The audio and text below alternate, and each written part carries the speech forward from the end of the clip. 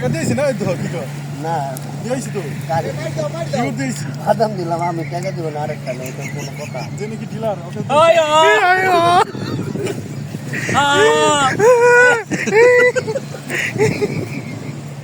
শুরু করো শুরু কই আয়